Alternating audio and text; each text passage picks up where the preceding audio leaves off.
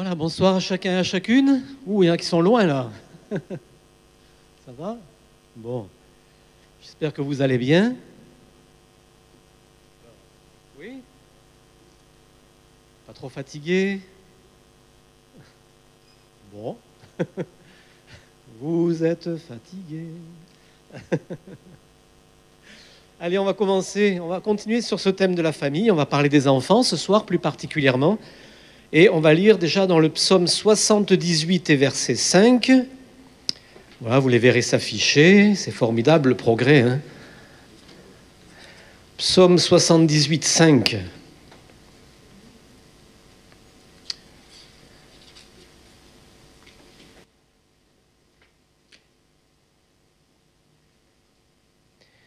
Il a établi un témoignage en Jacob. Il a mis une loi en Israël.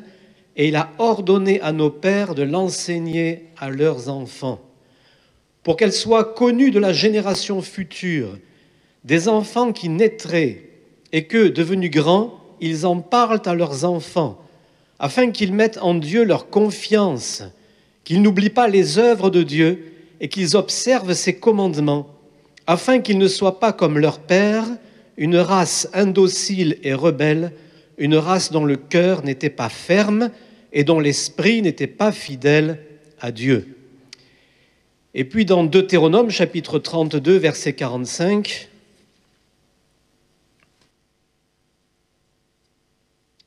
je sais que vous connaissez pour la plupart ces passages qui sont très importants. Deutéronome 32, 45.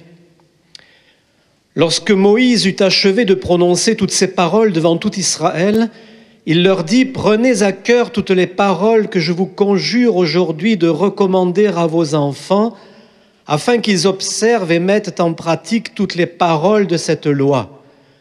Car ce n'est pas une chose sans importance pour vous, c'est votre vie, et c'est par là que vous prolongerez vos jours dans le pays dont vous aurez la possession, après avoir passé le Jourdain.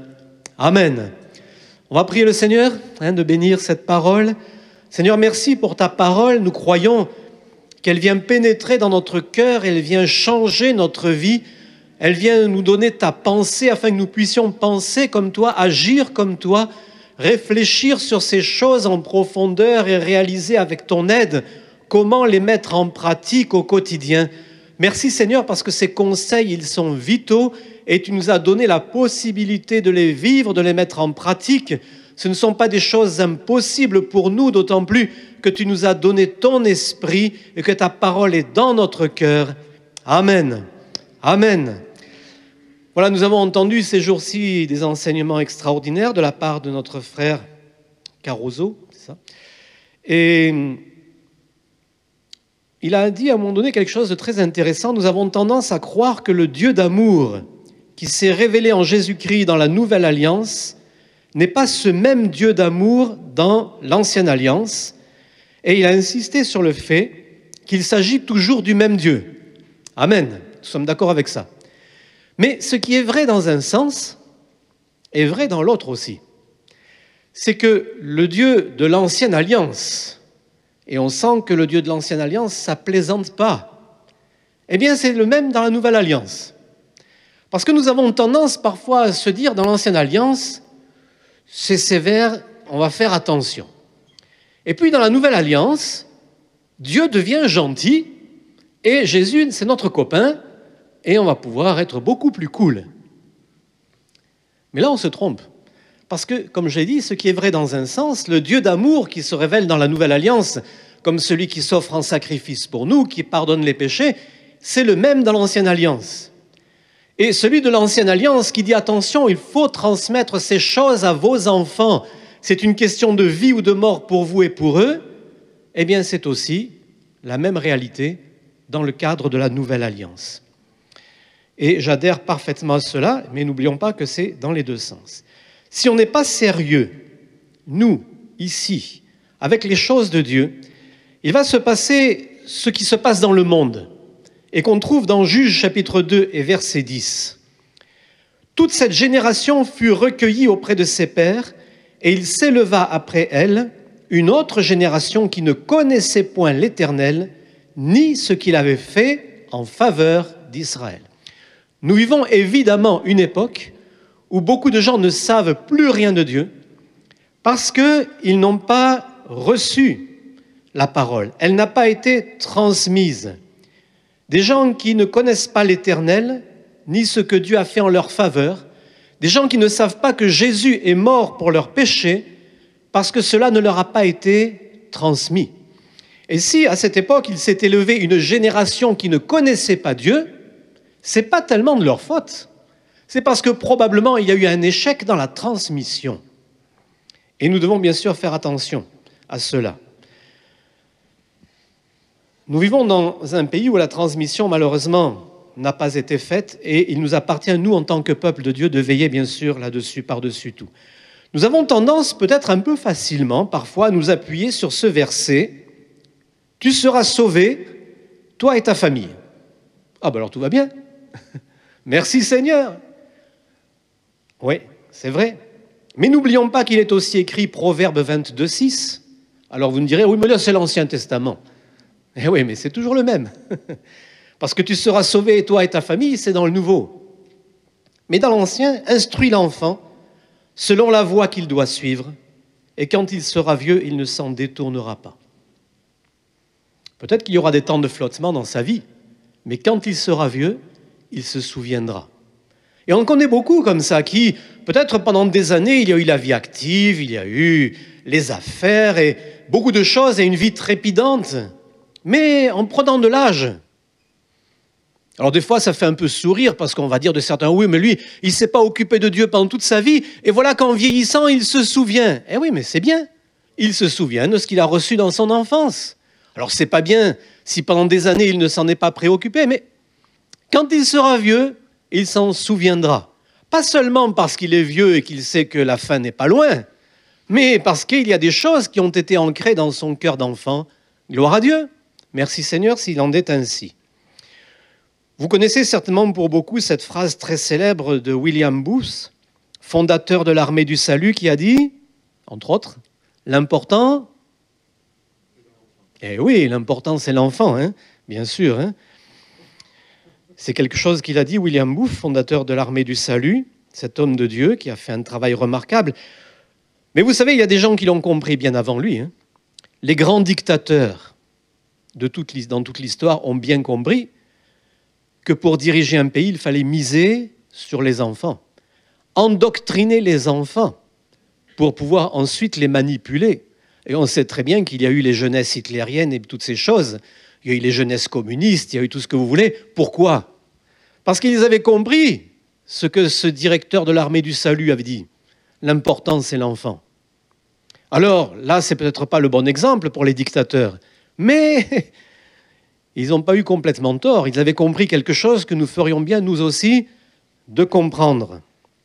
N'oublions pas que l'essentiel de l'éducation spirituelle de l'enfant va se passer à la maison, en famille. Ne comptons pas trop, outre mesure, sur les moniteurs d'école du dimanche. Merci Seigneur pour les moniteurs d'école du dimanche. Merci pour tous ceux qui y travaillent beaucoup, qui passent des heures et des heures. Et j'espère qu'en tant que parents, vous savez être reconnaissants pour des moniteurs qui passent des centaines d'heures à la maison à préparer les leçons et qui sont avec les enfants dans les classes pendant que nous, on est bien là. Hein ? Non ? Vous pensez à leur dire merci de temps en temps ? Oui, bon, voilà. Hein ? Et n'oublions pas quand même que l'essentiel de leur éducation spirituelle, c'est à la maison. Au milieu d'une génération perverse et corrompue, Noé a sauvé sa famille. Amen. C'est donc possible. Il n'y avait pas l'école du dimanche, hein. Mais il a réussi à garder ses enfants avec lui. Et pendant qu'il construisait son arche pendant des années, ses enfants ne sont pas tombés dans la débauche avec tous les autres. Mais ils ont construit avec papa. Hein. Waouh! Et c'est comme ça qu'ils ont été préservés et sauvés. C'est donc possible, dans une génération pervertie comme la nôtre, d'avoir des enfants qui marchent avec Dieu. Noé est l'exemple parfait de la réussite. L'enfant doit voir que nous suivons Jésus librement, avec enthousiasme, amen, Je suis dans la joie. Hein, quand on me dit, allons à la maison de l'Éternel, là sont réunis mes frères et mes amis, les gens que j'aime, ceux qui me comprennent, c'est ici que je suis bien. Amen. Seulement, les enfants ne doivent pas seulement nous l'entendre chanter, ils doivent voir une réalité. Allez, on va à l'église ce matin, c'est super, on va chanter, on va entendre la parole, tu vas aller à l'école du dimanche, tu vas... Eh oui, c'est pas bon, c'est dimanche. Aïe, aïe, aïe, aïe, aïe, c'est l'heure d'aller au culte. Et après à l'église, je suis dans la joie quand on me dit allons à la... Hein, vous avez compris? Mais ça, l'enfant, il le voit vite, hein, il comprend très vite. C'est pas la peine de lui jouer la chanson s'il ne voit pas la réalité. Hein. Ensuite, les enfants doivent voir ce que c'est la force de la foi. Ils doivent voir que c'est une réalité vécue à la maison. Par exemple, lorsqu'une mauvaise nouvelle arrive ou un problème, eh bien, ils vont regarder comment on l'aborde. Est-ce qu'on s'affole? Est-ce qu'on crie au secours? Ou est-ce qu'on crie à Dieu? Parce que eux, un jour, ils auront des problèmes. On voudrait bien qu'ils n'en aient pas, hein, mais on ne pourra pas leur éviter. On ne pourra pas éviter à nos enfants d'avoir des soucis, des problèmes, et peut-être même malheureusement parfois graves. Mais ce que nous pouvons faire, c'est les préparer à les affronter. Pas avec du blablabla, avec ce qu'ils auront vécu à la maison lorsqu'ils auront vu papa, maman face à un problème d'argent, de santé. Je me souviens, pour m'être occupé pendant pas mal d'années d'un camp de tziganes, s'il y en a qui vous appellent tout de suite dès qu'il y a un problème de santé chez les enfants, c'est bien eux. Alors eux, dès qu'il y a un problème, ils appellent le pasteur, avant même le docteur. Et quand il y a un enfant qui est à l'hôpital, vous avez des tziganes partout dans l'hôpital qui prient. Dans les chambres, partout. Eh oui. Je me souviens quand j'étais à Marseille, à l'hôpital de la Timone, il y avait, peut-être toujours, hein, un étage, je crois que c'est le 3e ou le 5e, je ne sais plus, à la Timone, c'est un étage entier que des enfants qui ont le cancer. Et il y avait dans une des chambres un enfant de tzigane. Mais je peux vous dire que ça a prié. Hein. Waouh! Il y en avait partout, dans les couloirs, dans le hall d'en bas, dans la chambre. Mais l'enfant, il a été guéri. Amen. Eh oui, eh oui.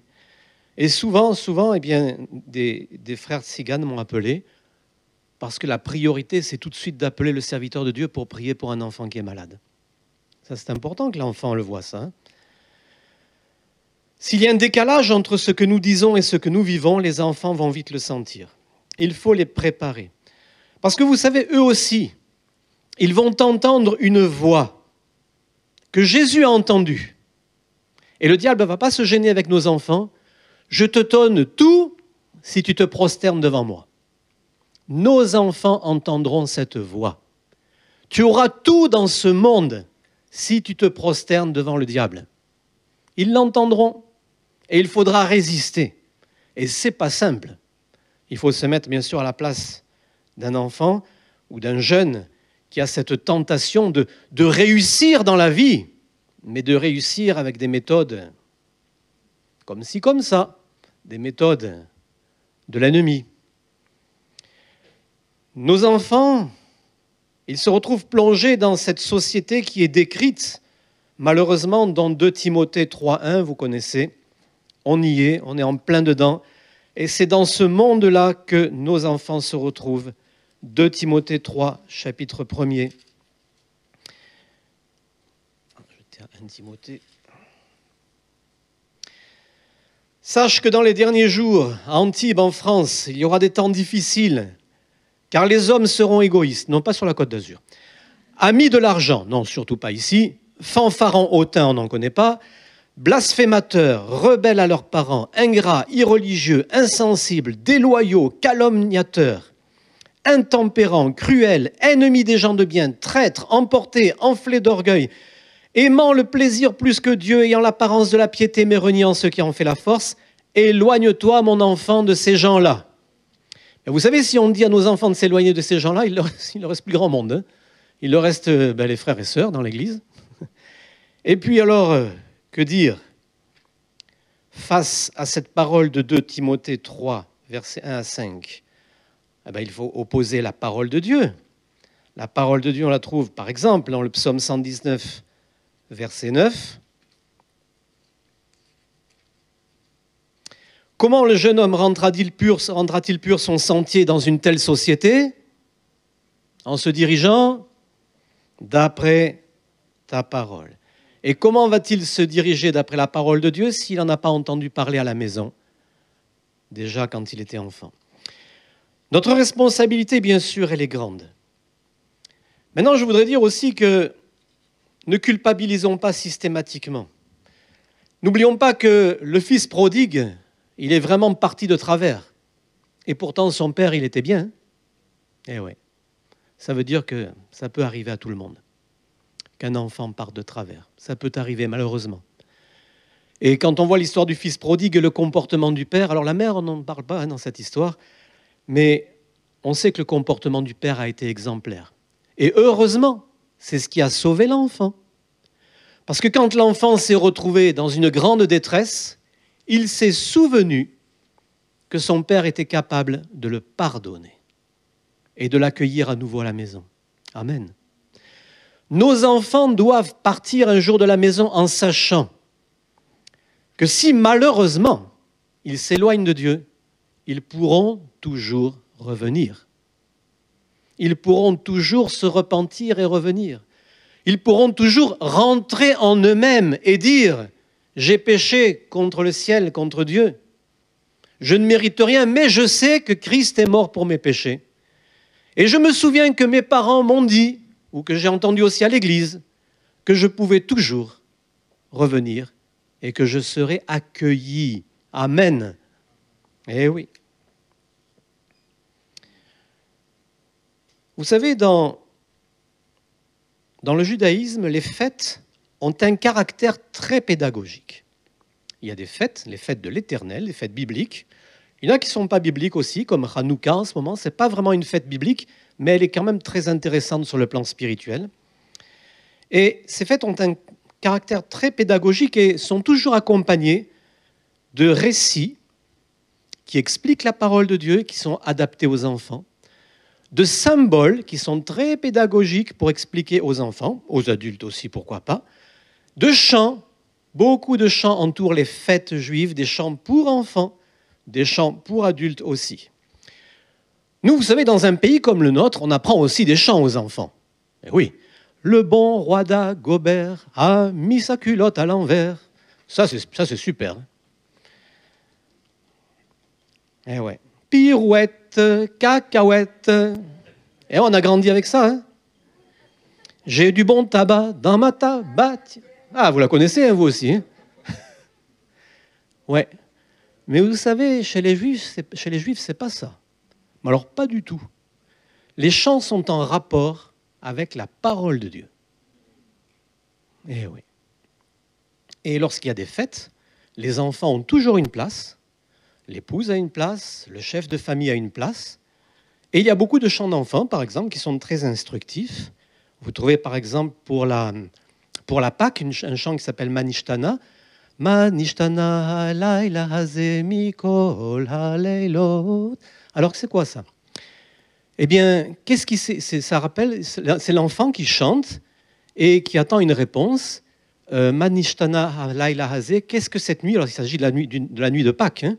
Qu'est-ce que cette nuit a de différent des autres nuits? Et c'est le démarrage de la soirée de Pâques qui dure environ le repas 4 heures. Mais sur les 4 heures, on ne mange pas 4 heures. Ça serait chez les Français. Non, le repas, c'est 1 heure maximum. Mais tout le reste, il y a la symbolique. Avec l'os de l'agneau, avec les herbes amères, avec les légumes qu'on trempe dans l'eau salée pour se rappeler des larmes qui ont été versées en Égypte. Il y a bien sûr les matzot, les pains sans levain. Et il y a des enfants qui posent des questions. Pourquoi ce soir on mange des pains sans levain alors que le reste de l'année on mange du pain levé? Pourquoi ce soir on mange des herbes amères alors que ce n'est pas le cas le reste de l'année? Et tout ça en chanson. Hein. Eh oui, tout ça en chanson. Et puis vous avez beaucoup d'autres chants comme ça qui sont vraiment pour enfants, mais il y en a aussi pour les adultes. Et c'est quand même beaucoup plus intelligent. Par exemple, vous avez un chant avec tous les chiffres Et à chaque fois, il y a quelque chose de Dieu. Echad mi yodea. Un, qui sait? Echad mi yodea. Un, qui sait? Et l'autre répond, Echad ani yodea. Un, moi je sais. Et Echad Eloheinu, Eloheinu, Eloheinu. Un est Dieu, un est Dieu, un est Dieu, qui vit dans le ciel et sur la terre. Sheba Shamaim uva haaretz. Un. On passe à 2. Et après on revient, on fait 2, 1. Après on fait 3, 2, 1. Après on fait 4, 3, 2. Alors 2. Alors 2, il y en a un qui dit, alors 2, qu'est-ce que c'est? L'autre dit 2, moi je sais. 2, il y a 2 tables de la loi. Et on passe à 3. 3, qui sait 3? Qu'est-ce que ça veut dire? Ah, 3, un enfant dit 3, moi je sais. 3 Avot, c'est 3 patriarches.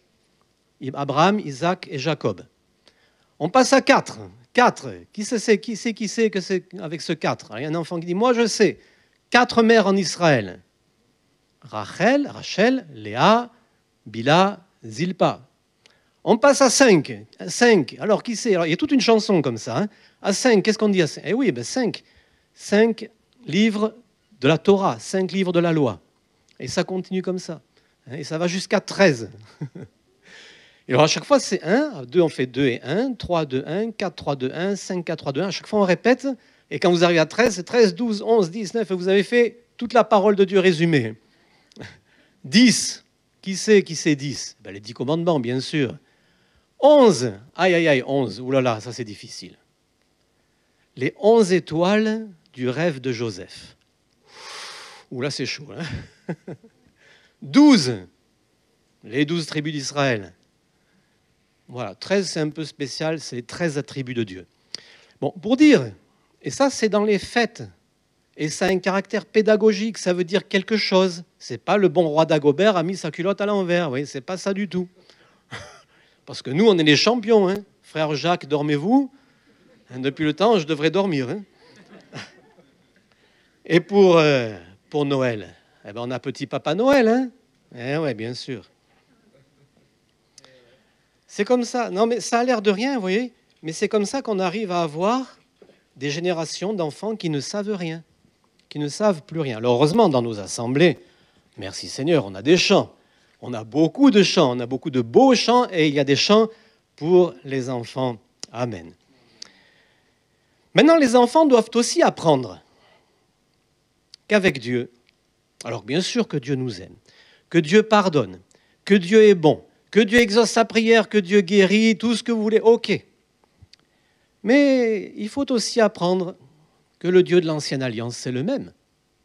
Un Dieu avec lequel on ne rigole pas quand même. Ils doivent apprendre dans leur éducation qu'on ne prononce pas, par exemple, alors c'est imagé, bien sûr, on ne prononcera pas son nom en vain. On pourrait dire beaucoup de choses là-dessus. Ça veut dire qu'on ne fait pas n'importe quoi avec ça. Alors je sais, vous allez me dire, dans la religion, après dans le judaïsme, c'est allé très loin, puisqu'il ne faut même plus prononcer son nom. Et quand vous écrivez Dieu en français, vous mettez un D majuscule avec un point, ou alors un D majuscule, un point, et un peu plus loin, IEU. C'est une façon de ne pas écrire Dieu. Ça peut faire sourire, mais il y a une signification derrière tout ça. À partir du moment où un livre, ou une feuille, un papier ou quoi comporte le nom de Dieu, il ne sera jamais jeté à la poubelle. Il y a un endroit spécial à la synagogue, vous le mettez, et il sera ensuite enterré dans un endroit spécifique. Mais on ne jette pas à la poubelle un papier sur lequel il y a le tétragramme, Yud He Vav He, le nom de Dieu. Interdit. C'est pas grand-chose, mais ça veut dire qu'à partir du moment où le mot de Dieu est quelque part, ça ne va pas à la poubelle. Même si c'est vieux, même si c'est déchiré, c'est comme ça. Les rouleaux de la Torah sont respectés. Lorsqu'à la synagogue, les rouleaux de la Torah sont dans une armoire. C'est très très beau, en général, très bien décoré, avec des lettres en or. Et au moment où le responsable, le rabbin, sort les rouleaux de la Torah, c'est sérieux. C'est sérieux. C'est la parole de Dieu qui est présentée au peuple. C'est quelque chose de solennel. Certains diront que c'est juste de la religion, de l'apparence. Peut-être que pour certains, c'est juste de la religion et de l'apparence. Dommage s'il en est ainsi, mais je crois que ce n'est pas pour tous. Maintenant, n'oublions pas que nous avons l'Esprit de Dieu, nous avons reçu l'Esprit de Dieu, et que Dieu a fait avec nous une alliance nouvelle. et qu'il a mis sa parole sur notre cœur. Sa parole n'est plus sur des lois, sur des tables en pierre, mais il l'a mise sur notre cœur. Et bien sûr que nous vivons autre chose, et c'est bien. Alors le Dieu du Nouveau Testament ou de la Nouvelle Alliance, c'est le même que celui de l'Ancienne Alliance, c'est vrai, et c'est vrai dans les deux sens. Apprenons à nos enfants que tout ce qui est en rapport avec Dieu, c'est quand même sérieux. Sérieux, ça ne veut pas dire rigide. Sérieux, ça ne veut pas dire dur. Sérieux, ça ne veut pas dire austère. Moi, monsieur, je vais à l'église le dimanche. Waouh, je ne rigole pas. Je chante sérieusement. Non, on peut taper dans les mains. David était quelqu'un qui savait très bien prendre au sérieux les choses de Dieu et qui savait danser devant l'arche. Et quand il danse devant l'arche, il ne fait pas l'idiot, même si sa femme a trouvé ça bizarre. C'était quand même sérieux, mais ça n'empêche pas d'avoir la joie. Sérieux avec Dieu, ça ne veut pas dire qu'on ne tape pas dans les mains. Il y a des gens qui vont penser qu'ils sont spirituels parce que on ne tape pas dans les mains dans l'église. Et pourquoi pas? Dans la parole de Dieu, il est question des cymbales retentissantes. Ça fait du bruit, les cymbales retentissantes. Et ce n'est pas parce qu'on fait de la musique et qu'on fait du bruit qu'on n'est pas sérieux. Seulement, on n'est pas rigide, on n'est pas austère, on n'est pas dur. Mais ce qui est de Dieu, c'est de Dieu. C'est sérieux. Et je crois que là, c'est comme tout d'ailleurs dans la vie chrétienne, il faut trouver un juste équilibre. C'est jamais facile. Parce que vous savez, le point d'équilibre, c'est un point où on est toujours à la limite du déséquilibre. Et un coup, on va un petit peu trop d'un côté, et un coup, on va un petit peu trop de l'autre. Et puis, il y a les croyants qui sont un petit peu trop comme ci, l'autre un petit peu trop... Et même nous, dans notre vie, on a des périodes où on est peut-être un petit peu trop comme ci, un petit peu trop comme ça. C'est normal, c'est très difficile, le juste équilibre. Mais n'oublions pas quand même que c'est un but à rechercher. C'est un but à rechercher. C'est très bien la joie dans l'Église. C'est très bien. Je suis content, moi, si je vois des Africains qui dansent dans l'Église, moi, je ne sais pas le faire. Mais ça me fait plaisir de les voir. Et j'ai vu parfois, en tant que pasteur, des Africains danser dans l'Église et j'ai aimé ça, d'abord parce que c'était très naturel chez eux, et puis en plus parce qu'ils dansent bien. Ils le font bien, c'est esthétique. Souvent, c'est esthétique.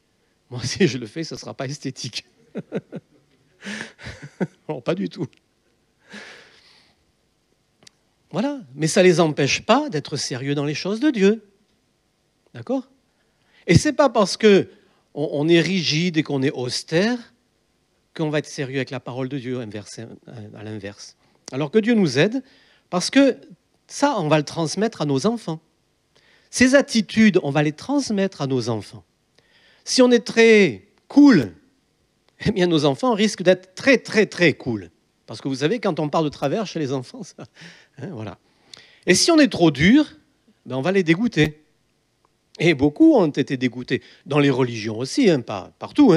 Quand on est trop strict, trop rigide avec les choses de Dieu, les enfants sont découragés, voire même parfois dégoûtés. Ils ne veulent plus rien savoir. Moi, récemment, il y a quelqu'un qui m'a raconté que lorsqu'il a fait sa bar mitzvah, la bar mitzvah, c'est à 13 ans pour un garçon, 12 ans pour les filles, on devient fils ou fille du commandement, il y a une cérémonie religieuse, mais les parents lui ont tellement mis la pression pour cette cérémonie, qui est importante dans le judaïsme, c'est vrai, les parents lui ont tellement mis la pression qu'il avait peur, et il en garde un très mauvais souvenir, alors que normalement c'est une fête, c'est quand même quelque chose de heureux, c'est quelque chose de bien, de joyeux, mais il avait tellement peur de mal faire que des années et des années après, c'était encore resté pour lui un mauvais souvenir. C'est dommage. Il ne faudrait pas que chez nous, on mette la pression aux enfants pour le baptême. Il faut que tu sois comme ça, il faut que tu sois comme ça, il faut que tu sois comme ça. Et que le jour du baptême, ce soit le calvaire et qu'il se souvienne toute sa vie que son jour de baptême, ça a été la terreur vis-à-vis de ses parents. Parce que ça existe, ça aussi. Il y en a qui mettent la pression sur les enfants pour le baptême. Et ça, il ne faut pas. D'accord ? Nos enfants, on n'est pas là pour en faire des trophées de notre réussite. Et des fois, les enfants subissent une pression de la part des parents pour se faire baptiser. Et ça, c'est pas bon. Alors que Dieu nous aide à tout ça, dans tout ça. Que Dieu nous aide à trouver un juste équilibre. Amen. Gloire à Dieu. Merci Seigneur. Seigneur, nous voulons te prier, c'est vrai, pour nous, pour le métier difficile de parents, et encore plus difficile de parents chrétiens. Nous voulons te prier pour nos enfants, afin qu'ils grandissent dans la foi, qu'ils demeurent dans la foi. Et si à un moment donné de leur vie, ils s'écartent de ta parole, nous croyons, Seigneur, qu'ils y reviendront, parce que nous allons prier pour cela, bien sûr. Mais nous croyons aussi que selon ta parole, l'instruction qu'ils auront reçue dans leur enfance produira du fruit dans leur vieillesse. Alors c'est vrai, Seigneur, que nous te les confions, nous les remettons entre tes mains, conscients que nous avons notre part à faire et qu'elle n'est pas facile. Parce que tu nous as confié des enfants pour les aider à grandir devant toi, pour les aider à devenir des hommes et des femmes de Dieu matures et qui auront eu pour modèle essentiel ce qui se sera passé à la maison. Pardonne-nous, Seigneur, pour toutes les faiblesses, tout ce qui n'a pas été. Et nous ne pourrons pas revenir en arrière sur les erreurs commises. Mais nous croyons, Seigneur, que tu es capable de rattraper nos erreurs, que tu es capable de nous aider. Et Seigneur, s'il est vrai qu'il est écrit dans ta parole, moi et ma famille, nous servirons l'Éternel, nous croyons qu'il a là quelque chose d'important. Nous voulons servir l'Éternel en famille et nous voulons que les enfants voient des parents qui servent l'Éternel avec joie, avec enthousiasme, avec dynamisme. Merci Seigneur. Amen. Amen. Gloire à Dieu.